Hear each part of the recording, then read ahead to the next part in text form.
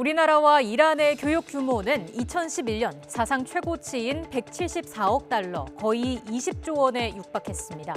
지금은 제로입니다. 20조 원짜리 무역시장이 통째로 사라지는 동안 무슨 일이 있었던 건지 돌아보겠습니다. 1979년 친미 정권이었던 팔레비 왕조가 무너지는 이란 혁명이 일어났습니다. 이란에 대한 미국의 제재는 이때부터 시작됩니다. 이란 자산을 동결하고 무기류 거래 금지에 머물던 제재가 석유를 포함한 이란의 주요 수출 품목으로까지 확대된 시점은 1987년입니다. 다만 이때까지만 하더라도 미국의 제재가 제3국의 이란 석유 거래에까지 영향을 미치지는 않았습니다. 2010년 7월 미국은 포괄적 이란 제재법을 시행합니다. 이란을 국제사회에서 완전히 고립시키기 위해 이란과 거래하는 외국 기업들도 모두 제재 대상에 포함시켰습니다. 당시 이란과의 교육 규모가 10조 원 전후였던 한국에는 이란과 달러 거래가 금지되는 것이 큰 타격이었습니다.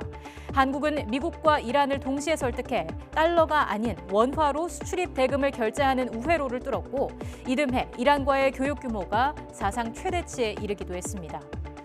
고조될 대로 고조되던 이란 위기는 2015년 이란 핵협정 체결로 한숨을 돌렸습니다. 이 협정에는 미국을 비롯한 유엔 안전보장이사회 5개 상임이사국과 독일이 서명했습니다. 이란의 핵개발 프로그램을 제한하는 대신 이란에 가해졌던 각종 제재를 해제하는 내용이었지만 트럼프 행정부의 출범과 함께 협정은 위기를 맞게 됩니다. 2017년부터 최악의 협정이라고 비난 수위를 높이던 트럼프 대통령은 지난해 5월 협정 탈퇴를 선언합니다. 이후 2단계에 걸쳐서 제재가 복원됐습니다. 그나마 한국은 일본 등 다른 7개국과 함께 지난해 11월 6개월 제재 대상에서 유예되는 국가로 분류됐습니다. 이란으로부터 원유를 수입할 수 있었고 원유 수입 대금으로 지출한 원화를 다른 상품 수출 대금으로 되돌려받는 원화 결제 시스템도 유지됐습니다. 하지만 지금은 유예 기간도 끝났습니다. 유예 기간을 늘려보려던 시도는 어떤 나라도 예외가 없다는 미국의 강경한 입장에 막혀버렸습니다. 지난 2일 이란과의 모든 교역은 중단돼 버렸고 효자 노릇을 하던 원화 결제 시스템도 막혔습니다.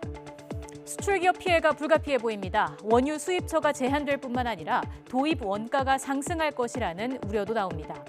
우리가 원한 것도 아니고 우리 책임이 아닌데도 한때 중동 최대였던 교역 상대국이 사라져버렸습니다. 정부와 국회가 대책을 마련해야 합니다.